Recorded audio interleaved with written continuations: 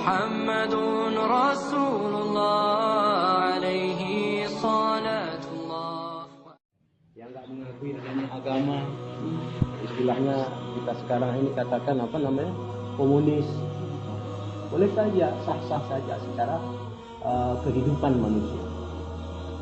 Ada juga yang namanya ateis, ya mereka nggak punya agama, tidak, hidupnya mengikuti apa maunya sendiri saja, ikuti hawa nafsunya. Ada juga hadirin yang mulia, agama-agama budaya, agama-agama buatan manusia, boleh-boleh saja. Tetapi hadirin yang dimuliakan oleh Allah, nanti begitu mati manusia ini, barulah mereka meyakini akan keagungan Allah Subhanahu wa ta'ala, akan kebenaran ajaran. Ini hari yang mulia, tidak bisa dipungkiri hari yang mulia. Boleh saja orang komunis katakan, tidak ada agama, agama itu kayak candi, tidak ada Tuhan, tidak ada akhirat. Nah, maka ahaqqu bihaq ini, perkara yang hak yang tidak bisa dipungkiri siapapun, manusia dan jin hadirin yang mulia, adalah kematian. Orang komunis bilang nggak ada itu agama, Islam itu nggak betul, nah, Tuhannya Muhammad itu nggak ada, ajarannya itu nggak ada, akhirat itu nggak ada. Kita kalau udah mati ya selesai urusannya. Tapi begitu dia betul-betul mati hadirin yang mulia, disitulah baru dia rasakan hari yang Allah. Begitu juga kita orang Islam ini hari yang mulia. Maka namanya ahaqqu bihaq. Allah itu hak. Allah itu adalah zat yang maha benar, kepastiannya. Kebenarannya pasti, tidak diragukan. Walaupun hari ini kita belum 100% yakin kepada keagungan Allah tadi, kepada kebenarannya tadi. Kita belum 100% yakin. Kalau kita yakin, kita sebagaimana yakinnya para sahabat, maka kita tidak akan banyak main-main lagi di dunia. Betul. Kita akan gunakan semua amanah-amanah potensi yang kita miliki untuk mentaati Allah 100%. Ini hari yang mulia. Maka hari yang dimuliakan oleh Allah, bersyukur kita kepada Allah Subhanahu wa ta'ala dengan banyak memujinya atas nikmat iman dan Islam. Maka sebagian dari para masyayikh kita ini, kalau pembukaan, di samping pembukaan yang tadi saya coba sampaikan, itu pembukaan para masyayikh, ternyata itu selalu dibacakan oleh Rasulullah sallallahu alaihi wasallam. Memuji Allah dengan sanjungan dan pujian yang begitu tinggi hadirin, menyanjung-yanjung Allah. Nah, maka Nabi mengajarkan kepada kita, alhamdulillahi ala ni'matil iman wal islam wa kafa bihima ala sa'irin ni'am. Segala puji bagi Allah yang telah menganugerahkan kepada kami nikmat iman dan Islam. Dan cukup keduanya saja, melebihi daripada kenikmatan yang lain. Nikmat tidur, nikmat makan, nikmat berkeluarga, punya istri, punya anak. Nikmat apa lagi? Harta, benda duniawi hari ini. Ini semua hari yang mulia, nikmat kecil di hadapan Allah Subhanahu wa ta'ala. Kalau nikmat ini besar, tentunya diberikan kepada siapa hari yang mulia? Kepada Rasulullah sallallahu alaihi wasallam. Ternyata tidak diberikan kepada Rasulullah hari yang mulia. Bahkan ditawarkan, kita sering dengar dalam hikayat sahabat itu kan ada kita baca. Malaikat Jibril sengaja diutus oleh Allah untuk menyampaikan kepada Rasulullah, wahai Muhammad, ditawarkan kepada engkau mau menjadi seorang nabi yang raja, atau engkau ingin menjadi seorang nabi yang hamba. Maka hadirin yang mulia, Rasulullah SAW dengan bertanya kepada Jibril alaihissalam, Jibril, bagaimana? Tawaduklah ya Muhammad. Tawaduklah engkau ya Muhammad. Rendahkan dirimu di hadapan Rabbmu, wahai Muhammad. Maka Rasulullah SAW menjawab, wahai Jibril, sesungguhnya Allah sudah mengetahui apa yang akan aku sampaikan. Aku hanya ingin menjadi seorang nabi yang hamba. Kan Nabi itu makannya di bawah. Makanya Nabi di bawah, tidak di atas meja. Tidurnya di bawah, duduk bersama tamu-tamunya di bawah, dengan sahabat-sahabatnya bersama-sama di bawah. Yang hari ini kita belajar praktekkan, amalkan hari ini. Maka kita syukuri hari yang nikmat ini. Yang nikmat ini tidak Allah Subhanahu wa ta'ala amkan, kata orang Malaysia. Tidak diberikan merata-rata, seluruh manusia diberikan. Ini nikmat pilihan hadirin yang. Maka kita bersyukur kepada Allah Subhanahu wa ta'ala. Menjadi orang Islam saja ini nikmat yang besar hadirin. Kita diciptakan jadi manusia ini, subhanallah. Kalau dulu dalam ketetapan Allah zaman ajali, kita nggak diciptakan jadi manusia, diciptakan jadi kerikil, batu, pasir, debu, atau diciptakan jadi binatang. Wal iyazu. Ternyata Allah dengan kudrat dan iradatnya jadikan kita manusia. Sebaik-baiknya makhluk ciptaan Allah. Allah ciptakan langit, bumi, matahari, 7 lapis langit, 7 lapis bumi, angin yang berhembus, air yang Allah turunkan dari langit, dan yang ada di mata air di lautan. Hadirin yang mulia, untuk siapa hadirin yang mulia? Untuk manusia. Bahkan sebelum manusianya diwujudkan di alam dunia ini, sudah Allah ciptakan fasilitas, sarana dan prasarana sebagai melangsungkan kehidupannya di muka bumi. Begitulah kasih sayangnya Allah kepada manusia. Tetapi sebagian besar manusia kufur, ingkar kepada Rabb-Nya yang Maha Pengasih lagi. Ya ayyuhal insan.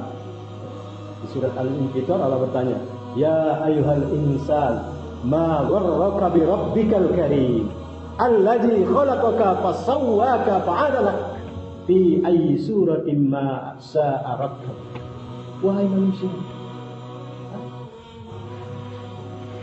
mengapa engkau melalaikan dari Rabb kamu yang menciptakan kamu, yang membentuk rupa kamu sedemikian rupa?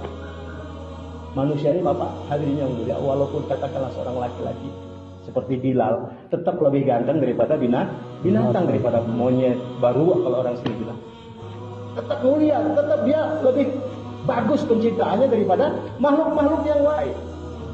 Walaqad karamna bani Adam wa hamalnahum fil barri wal bahri. Sungguh telah kami muliakan anak keturunan Adam, kami mudahkan mereka berjalan di atas daratan dan laut. Semua nikmat ini untuk manusia hadirin yang mulia. Tetapi sebagian besar manusia hari ini kufur kepada Allah, menentang kepada penciptanya hadirin yang mulia.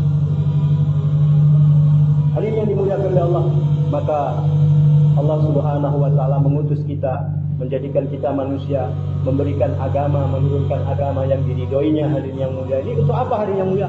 Inilah satu-satunya jalan bagi kita untuk mendapat kemuliaan, kebahagiaan dan kesuksesan, baik di alam dunia yang sementara, terlebih-lebih nanti di alam akhirat yang selama-lamanya. Jadi nggak ada pilihan sebenarnya bagi kita orang Islam. Inilah jalannya. Hanya saja jalan ini harus kita sesuaikan dengan cara hidup yang mulia Nabi Muhammad Sallallahu Alaihi Wasallam. Kalau tidak kita nggak sampai tujuan. Maka hari yang mulia adalah kita, maksudnya kita datang hari yang mulia di dunia ini. Sehingga Allah berfirman dalam hadis qudsi, "Ad-dunya khuliqat lakum wa antum khuliqtum lil akhirah." Dunia ini aku ciptakan untuk kamu semua wahai manusia. Tetapi kamu wahai manusia dan jin, aku ciptakan untuk kekal selama-lamanya kembali ke kampung akhirat. Maka hari ini mulia, kalau kita sudah meninggal dunia bukan selesai masalah. Justru disinilah masalah yang sebenarnya hari ini. Ketika kita nanti mati, hari ini, disitulah masalah yang panjang yang akan dihadapi manusia. Sehingga dalam riwayat dikatakan, setelah manusia dimati di alam kubur itu minimal 40.000 tahun menunggu hari kiamat. Jadi kita bisa kalkulasi kalau 40.000 tahun dia mati dalam keadaan beriman, maka kuburnya menjadi taman daripada taman surga hadirin. Allah. Sehingga pintu-pintu wangi-wangian surga dibuka bagaikan jendela begitu, dimasukkan ke dalam kuburnya, sehingga dia merasa nikmat di dalam kuburnya. Tetapi kita berlindung mohon kepada Allah agar kita dijadikan dari orang-orang yang mati tidak membawa iman dan amal soleh sebagai bekalnya menghadap Allah, maka kuburnya menjadi lubang daripada lubangnya neraka. Wal iyazubillah, kita berlindung kepada Allah. Maka hari yang mulia, perjalanan yang panjang ini hari yang mulia, sementara kita diberi umur maksimal. Kalaulah kita panjang umur nanti, kata Nabi, umur umatku tidak akan jauh daripada umurku. Kurang lebih saja. Jarang sekarang orang yang umurnya 100 tahun. Sudah jarang. 60-70 tahun rata-rata. Baina sittin wa sab'ina san. Baina sittin wa sab'ina san. Di antara 60 dengan sampai dengan 70. Kalau Nabi kita umurnya hanya 63 tahun. Kalau kita ini kurang lebih saja. Ya mudah-mudahan Allah panjangkan umur kita dan berkahi umur kita hadirin yang mulia. Allahumma amin. Hadirin yang mulia, apa sekarang yang harus kita persiapkan, yang harus kita usahakan, kita perjuangkan adalah apa yang diwariskan oleh Rasulullah sallallahu alaihi wasallam. Inilah kerja dakwah. Kerja dakwah ini sudah diwariskan kepada kita setelah wafatnya baginda Muhammad sallallahu alaihi wasallam. Maka ini merupakan tanggung jawab kita semua hadirin yang mulia. Dimanapun kita berada, apapun profesi kita hadirin yang mulia, suku, bangsa dan bahan budaya kita hadirin yang mulia, kita adalah sebagai hamba Allah dan sebagai umat Nabi Muhammad sallallahu alaihi wasallam. Sebagai hamba Allah Subhanahu wa taala kita ada kewajiban taat, ibadah, menyembah kepadanya. Tetapi kita juga jangan lupa hadirin yang mulia, di samping kita ibadah, menyembah kepada Allah, menjaga sholat, ya kan, beramal soleh, kita juga sebagai umat Nabi Muhammad sallallahu alaihi wasallam ada kewajiban tanggung jawab menyampaikan agama hadis. Yang sementara ini di akhir zaman ini banyak umat Islam yang tidak memahaminya lagi tanggung jawab ini. Justru kebalikannya hadirin yang mulia. Kalau dakwah ini Pak, kalau kita buka dakwah ini adalah simple, mudah. Dakwah itu kalau dalam bahasa Arab da'a yad'u, artinya mengajak, menyeru. Nada yunadi bahasa lainnya, kata yang lain. Menyeru, nada yunadi da'a yad'u, sebagaimana muadzin memanggil orang untuk datang salat berjamaah. Ya kan? Makanya setelah selesai azan ini apa yang kita baca doanya? Allahumma rabb hadhihi da'wati tammah. Ya kan? Ya Allah, Engkaulah yang mempunyai seruan yang sempurna, ajakan yang sempurna, dakwah yang sempurna. Jadi suara lapat-lapat azan inilah dakwah yang sempurna. Ada takbir pertama, membesarkan Allah, yang dikumandangkan Allah, Allahu Akbar. Maknanya apabila orang Islam dia ada terpaut hatinya kepada Allah, dia ada kecintaan, ada iman kepada Allah, maka dia akan ketika dilafadzkan, dikumandangkan suara azan dari mana-mana masjid hadirin yang mulia, diumumkan, wahai orang Islam, sesungguhnya Allah adalah maha besar. Selain Allah kecil. Kalau ada iman dia akan tersentuh. Dia akan tersentuh, terpanggil hatinya. Oh, Allah telah memanggil saya. Karena sesungguhnya Allah adalah zat yang maha besar. Selain Allah adalah kecil, panah yang akan binasa selama-lamanya. Akan dia datangi seruan dan panggilan ajakan Allah Subhanahu wa taala. Ini dakwah yang sempurna, ada membesarkan Allah, takbir. Kemudian ada dua kalimat syahadat. Persaksian bahwa tiada ilah selain Allah dan persaksian bahwa Nabi Muhammad adalah utusan Allah. Kemudian seruan ajakan hayya 'alas shalah. Marilah mendirikan salat. Sampai dua kali lafaz ini diulang oleh muadzin hadirin. Kemudian barang siapa yang taat kepada Allah dan mengikuti sunnah Nabi sallallahu alaihi wasallam dan mendirikan salat, maka ajakannya dia akan mencapai kesuksesan dan kejayaan. Hayya 'alal falah.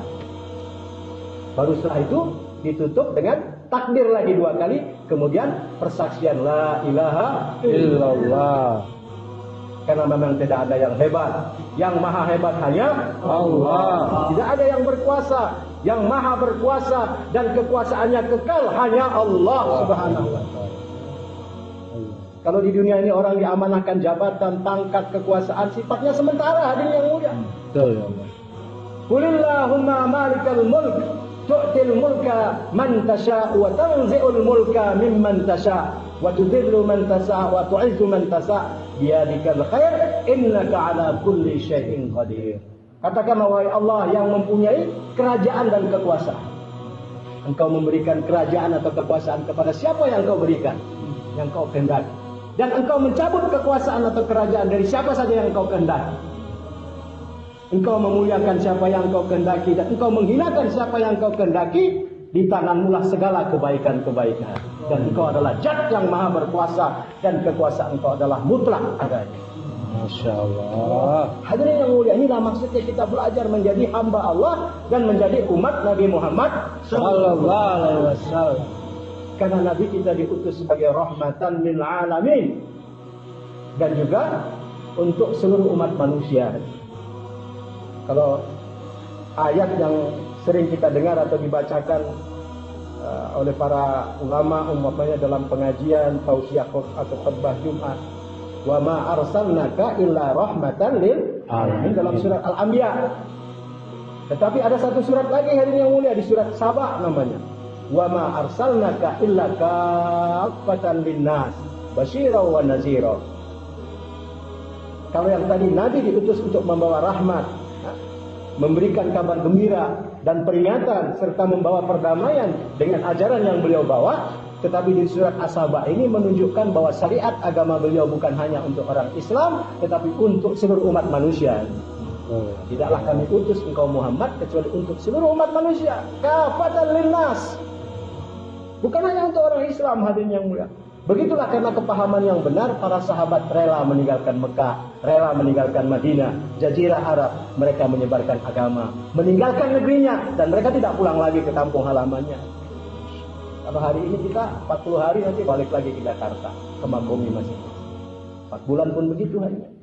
Kalau dulu sahabat hijrahnya permanen, nggak pulang lagi. Rasulullah kelahiran kota Mekah, Quraisy sukunya. Kuburnya di mana hari yang mulia? Di Madinah. Tidak pulang kampung lagi ke Mekah. Selama-lamanya terkubur di Madinah, di Masjid Nabawi. Begitu juga Abu Bakar, Umar, Utsman, Ali. Ini orang-orang yang lahir di Mekah. Tetapi kuburnya di mana? Di Madinah. Ini menunjukkan perjuangan agama ini penting, hadirin yang mulia. Karena agama akan wujud tegak apabila diperjuangkan, didakwahkan. Dihidupkan di mana-mana tempat, bukan hanya di masjid-masjid, bukan hanya di pesantren-pesantren. Dan siarnya bukan hari Jumat saja, bukan Idul Fitri saja, bukan Ramadan saja, tapi setiap hari sebagaimana yang dicontohkan oleh Rasulullah sallallahu alaihi wasallam. Jika wujud agama di mana-mana. Di pasar-pasar pun ada suasana agama. Sehingga Abu Bakar ini ketika hadis yang saya bacakan di Muqaddimah tadi, ya ayuhan nas afsus salam wasilul arham wa aqimu ta'am wa sallu bil laili wan nasu niyam tadkhulunal jannata bisalam. Yang pertama kan, wahai manusia, sebarkanlah salam. Ucapan assalamualaikum warahmatullahi wabarakatuh. Begitu mendengar hadis ini dari Nabi, Abu Bakar langsung datang ke pasar. Dia sebarkan salam di pasar. Ya praktekkan, dia amalkan langsung. Begitu harinya. Hari ini suasana Islam, suasana agama, sunnah Nabi hari ini adanya di mana hari ini? Ya dalam kitab-kitab, di pelajaran-pelajaran pondok pesantren. Tapi kita lihat di jalan-jalan, di terminal-terminal, di pasar-pasar. Dalam kehidupan orang Islam tidak wujud, hadirin yang mulia. Bagaimana Allah memberikan kebaikan-kebaikan, keberkahan, ampunan dan rahmat bagi orang Islam hari yang mulai di akhir zaman ini. Padahal janji Allah adalah pasti. Allah tidak pernah ingkar janji, hadirin yang mulia. Dalam surat Al-A'raf ayat 96 Allah berjanji, a'udzubillahi minasyaitonir rajim, walau anna ahlal qura amanu wattaqau lafatahna 'alaihim barakatim minas sama'i wal ard walakin kadzabu fa'akhadnahum bima kanu yaksibun. Kalaulah penduduk suatu negeri beriman dan bertakwa kepada Allah Subhanahu wa taala, maka janji Allah akan dibuka pintu barokah dari langit dan dari bumi. Maknanya apa? Kalau umat Islam ini taat kepada Allah, tertib hidupnya mengikuti Nabi Muhammad SAW, maka umat ini akan sejahtera, akan aman, akan damai, akan punya power, kekuatan harinya. Tetapi begitu umat ini meninggalkan kehidupan Islami yang diajarkan Nabi harinya, umat ini terhina sekarang harinya. Inilah yang harus sama-sama kita usahakan harinya. Dan inilah maksudnya kita belajar. Sedikit berkorban diri, harta, waktu kita untuk agama Allah Subhanahu wa ta'ala. Dan ini tawaran daripada Allah. Coba buka surat Shaf ayat 11. A'udzubillahi minasyaitonir rajim. Ya ayyuhalladzina amanu hal adullukum ala tijaratin tunjikum min adzabin alim. Tu'minuna billahi wa rasulihi wa tujahiduna fi sabilillahi bi amwalikum wa anfusikum. Zalikum khairul lakum in kuntum ta'lamun. Yaghfir lakum dzunubakum wa yudkhilkum jannatin tajri min tahtiha al-anhar wa masakin thayyibatan fi jannati adn. Zalikal fawzul azim. Jadi kerja dakwah ini diibaratkan seperti perniagaan, perdagangan. Kalau perdagangan dan perniagaan dunia mungkin untung, mungkin rugi. Ada kalanya orang berdagang untung, labanya banyak. Tapi ada kalanya rugi, habis modalnya atau bangkrut sekalian. Tetapi perdagangan dengan Allah, mendakwakan kalimat la ilaha illallah, mensiarkan sunnah Nabi Muhammad SAW akan senantiasa untung hadirin yang mulia. Tidak akan pernah rugi. Bahkan untungnya berlipat ganda, berlipat ganda. Inilah yang kita mau hidupkan hari ini. Dan di mana kita mulai? Nabi hijrah dari kota Mekah ke Madinah, yang dibangun pertama apa? Masjid hadirin yang mulia.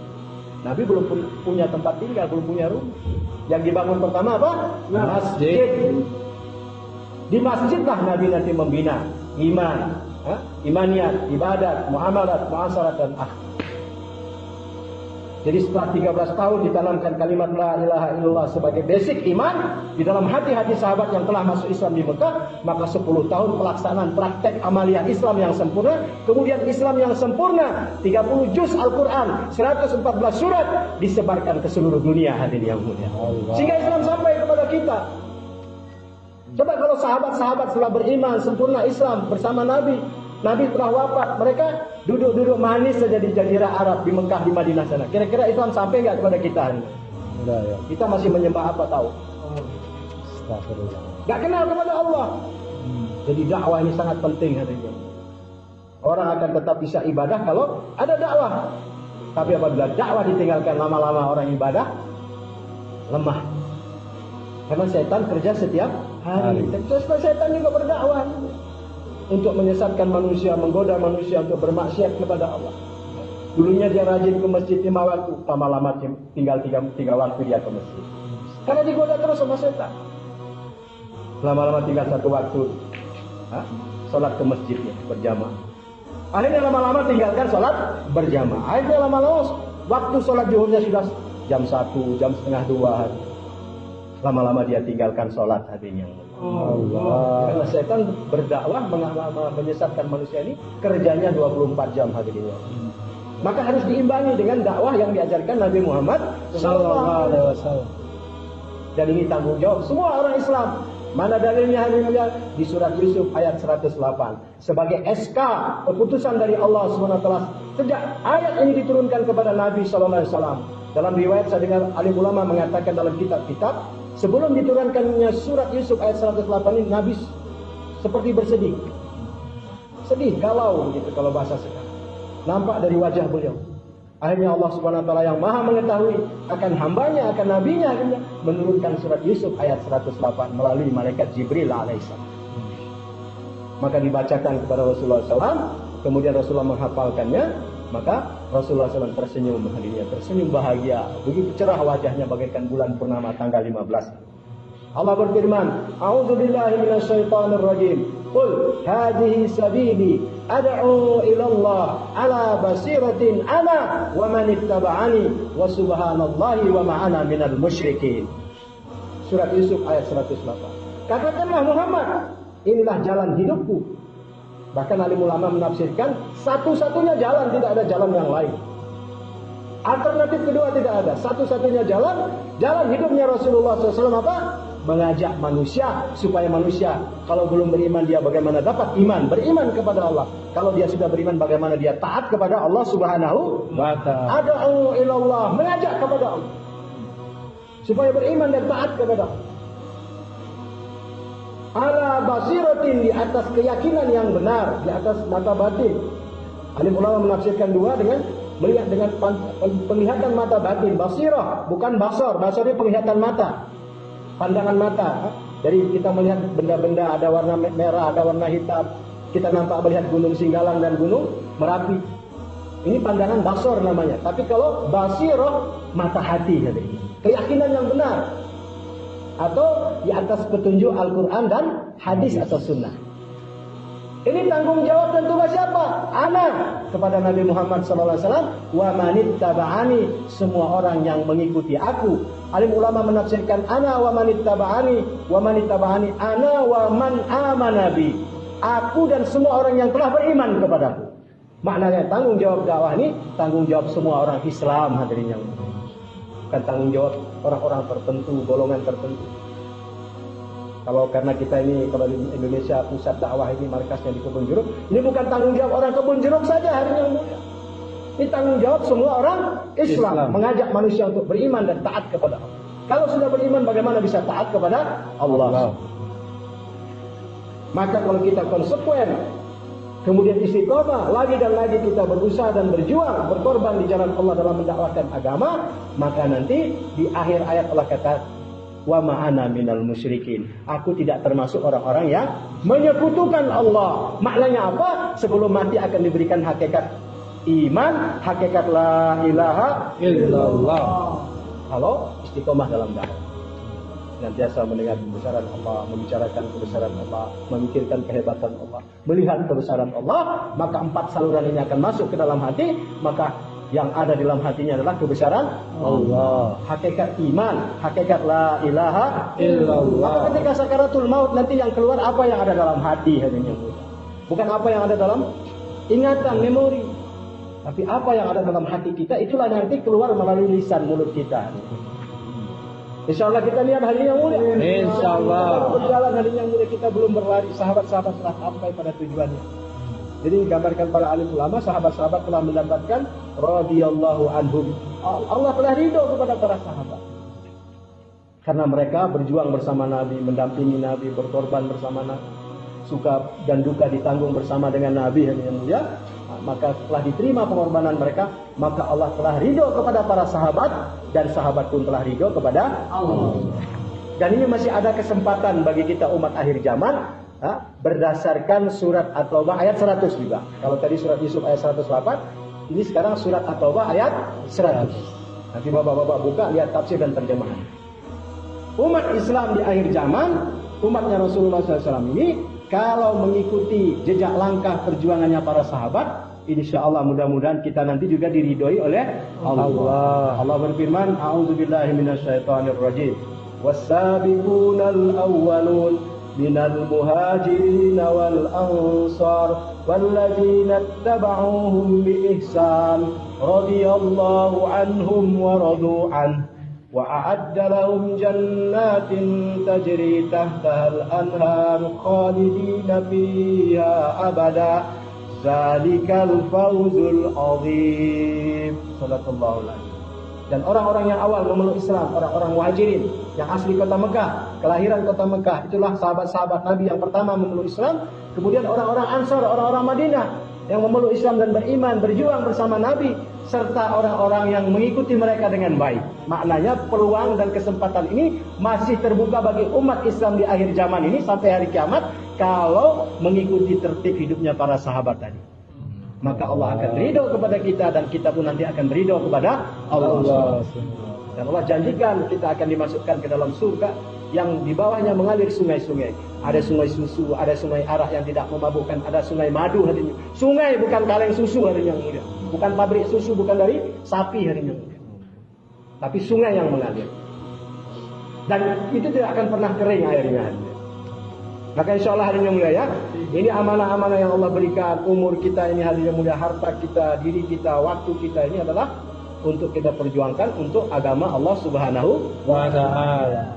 Maka hadirin yang dimuliakan oleh Allah Subhanahu wa Ta'ala, sebaik-baiknya orang Islami dalam beramal dimulai dengan niat.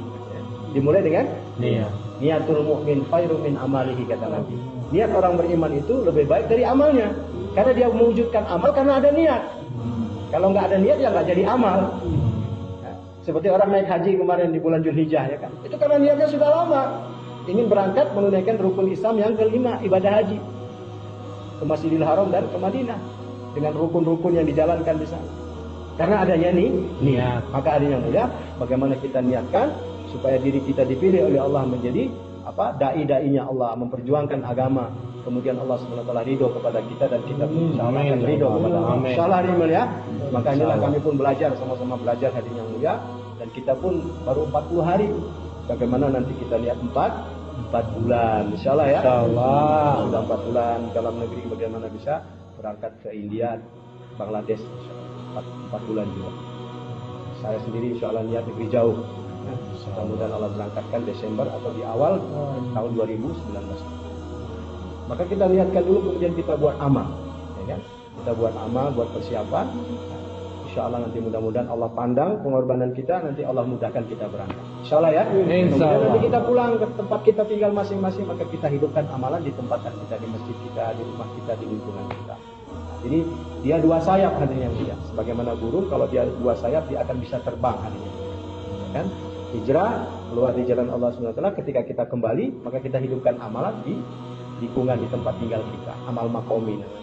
Semuanya bersedia insya Allah. Insya Allah. Bagaimana kita ini hari-hari kita ini jamaah Jakarta kita maksimalkan untuk membantu mensukseskan adanya jur Agam dan Bukit Tinggi ini tanggal 23 di Masjid Jami di Gobale. Ya insya Allah ya. Insya Allah. Apabila nanti diajak untuk susi silaturahmi kita siap untuk berangkat insya Allah ya.